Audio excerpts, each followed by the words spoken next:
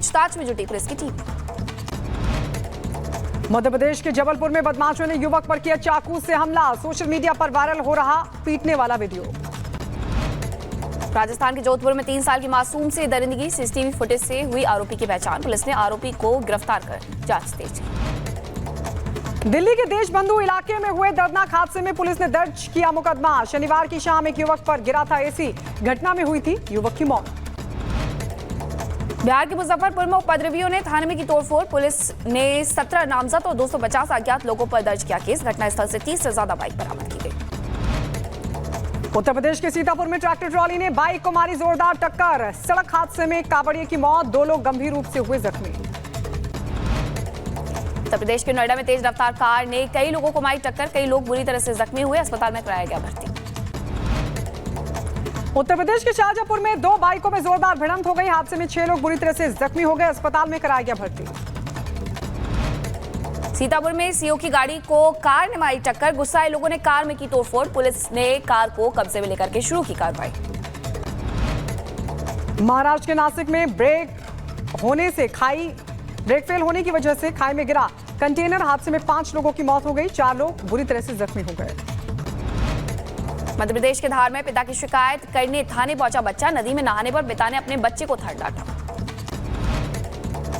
उत्तर प्रदेश के जौनपुर में दबंगों ने महिलाओं के साथ की मारपीट पिटाई का वीडियो सोशल मीडिया पर हो रहा वायरल। उत्तर प्रदेश के हमीरपुर में शराबियों ने एक दूसरे से की मारपीट। एक दूसरे पर जमकर बरसाए लात घुसे। वीडियो सोशल मीडिया पर वायरल। उत्तर प्रदेश के महोबा में बदमाशों ने नवविवाहिता से की लूटपाट। विरोध करने पर जेठ की गोली मारकर हत्या। शाहजहांपुर में मजदूरी करने गए युवक का शव खेत में मिलने से मचा हड़कंप। पुरानी रंजिश में युवक की हत्या की आशंका। उत्तर प्रदेश की झांसी में पुलिस और बदमाशों के बीच हुई मुठभेड़। एक बदमाश के पैर में लगी गोली। 2 बदमाश मौके से फरार। यूपी के मैनपुरी में इलाज के दौरान युवक की मौत। कुछ दिन पहले ही कावड़ खंडित करने को लेकर के युवक से हुई थी मारपीट। उधर महाराष्ट्र के पुणे में हुआ दर्दनाक हादसा। करंट लगने से एक महिला की मौत हो गई। बिजली विभाग पर लगा लापरवाही का आरोप। यूपी के झांसी में एक नवविवाहिता ने मायके में फांसी लगाकर के खुदकुशी की। पति से फोन पर हुआ था विवाद।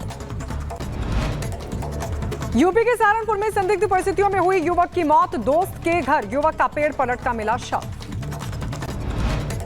यूपी के बलिया में अवैध कच्ची शराब की फैक्ट्री का वीडियो हुआ वायरल। घाघरा नदी के किनारे चल रही है अवैध फैक्ट्री।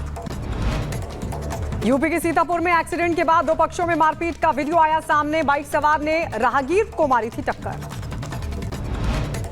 यूपी के अंबेडकर नगर में गैंगरेप पीड़िता ने की खुदकुशी। मृतका के परिजनों ने गैंगरेप करने वाले 3 युवकों पर आत्महत्या के लिए उकसाने का मामला दर्ज करवाया। उत्तर प्रदेश के गाजीपुर में पुलिस और गो तस्करों के बीच मुठभेड़ हुई। फायरिंग के दौरान एक तस्कर के पैर में लगी गोली। घायल समेत 4 हुए गिरफ्तार। बांग्लादेश में हिंदुओं पर हो रहा अत्याचार। जमात और बीएनपी के लोग हिंदू सरकारी कर्मचारियों से जबरन ले रहे हैं इस्तीफा। अमेरिका के न्यूयॉर्क में इंडिया डे परेड में शामिल हुए बांग्लादेशी हिंदू। बांग्लादेश में हिंदुओं की सुरक्षा की उठाई गई मांग। अमेरिका के न्यूयॉर्क में निकाली गई इंडिया डे परेड शामिल हुए कई बॉलीवुड दिग्गज। परेड में नजर आई राम मंदिर की झांकी।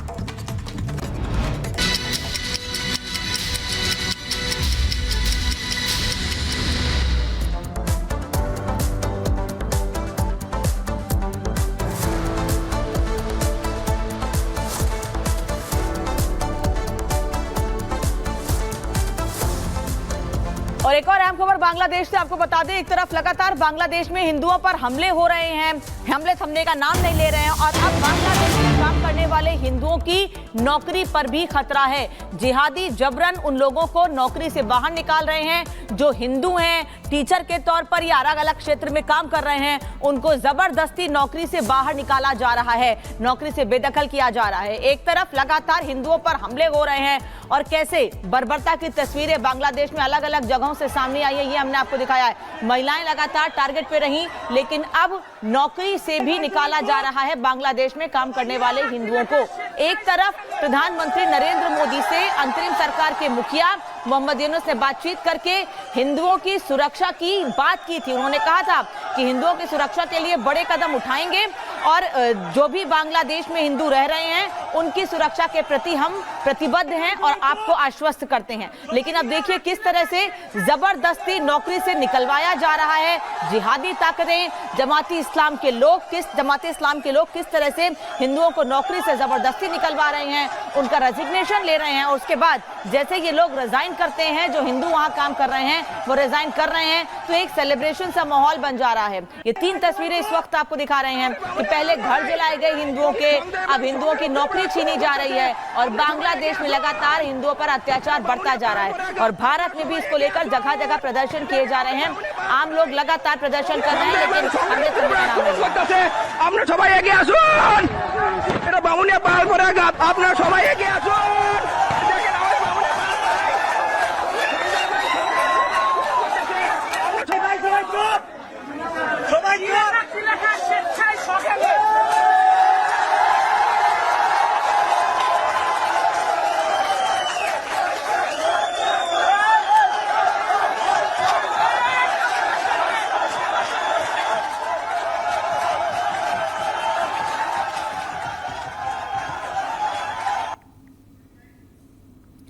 तो आपने तस्वीरों में देखा कि किस तरीके से पहले जबरदस्ती पेन पकड़ाया जाता है कि आप इस पर दस्तखत करिए और उसके बाद स्टैंप लगा करके ये कह दिया जाता है कि आप नौकरी से बर्खास्त किए जाते हैं। ये है बांग्लादेश का सच, जिस पर अंतरिम सरकार पूरी तरीके से चुप्पी साध करके बैठी हुई है। वैसे तो फोन करते हैं प्रधानमंत्री नरेंद्र मोदी को, बात करते हैं उनसे, लेकिन अब जो सच है वो पूरी दुनिया के सामने है कि आखिरकार किस तरीके से अभी भी बांग्लादेश में हिंदुओं को निशाना बनाया जा रहा है। क्या हो रहा है हिंदुओं के साथ बांग्लादेश में? देखिए वही हो रहा है जो पहले पाकिस्तान में हुआ।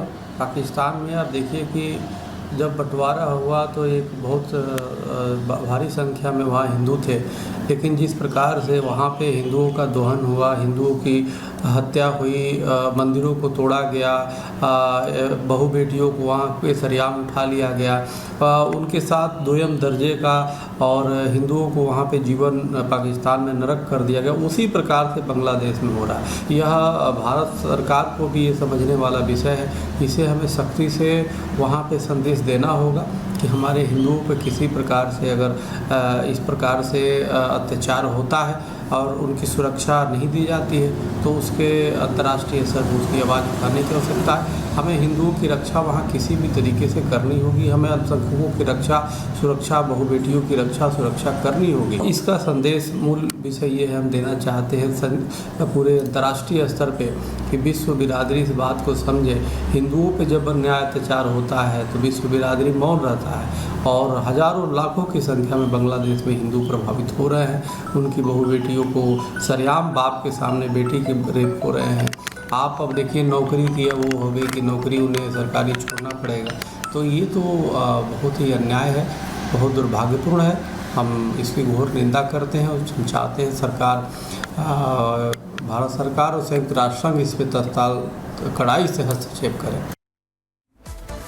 तो बांग्लादेश में जिस तरीके से हिंदुओं पर अत्याचार हो रहा है वो हर एक तस्वीर में नजर आ रहा है। वहां का सच क्या है ये चीख चीख करके तस्वीरें कह रही है और सरकार वहां की वो नजर आ रही है। बीजेपी ने हिंदुओं की छीनती हुई नौकरी पर चिंता जाहिर की है और कहा है कि जो हो रहा है बांग्लादेश में वो ठीक नहीं हो रहा है। बीजेपी की तरफ से क्या कुछ कहा गया आपको सुनवाते हैं। बांग्लादेश की नई सरकार को प्रधानमंत्री नरेंद्र मोदी जी ने साफ और स्पष्ट शब्दों में कहा है कि वहां पर रहने वाले हिंदुओं पर अत्याचार थमना चाहिए, अल्पसंख्यक समाज के लोगों को प्रताड़ित नहीं किया जाना चाहिए और भारत की सरकार इस पर लगातार निगरानी कर रही है, मॉनिटरिंग इसकी कर रही है। पर दुख की बात यह होती है कि जब एक ऐसे विषय पर भारत को एक स्वर में बोलना चाहिए तो यहां पर भी वोट बैंक की राजनीति की जाती है। जो लोग all eyes on Gaza Muslims 4000 kilometre दूर जिनकी निगाहें गाजा के मुसलमानों पर पड़ती है, उनकी निगाहें 40 किलोमीटर दूर बांग्लादेश के हिंदुओं पर नहीं पड़ती। एक शब्द राहुल गांधी ने और कांग्रेस पार्टी ने साफ साफ हिंदुओं के पक्ष में, हिंदुओं की सेफ्टी के लिए नहीं बोला।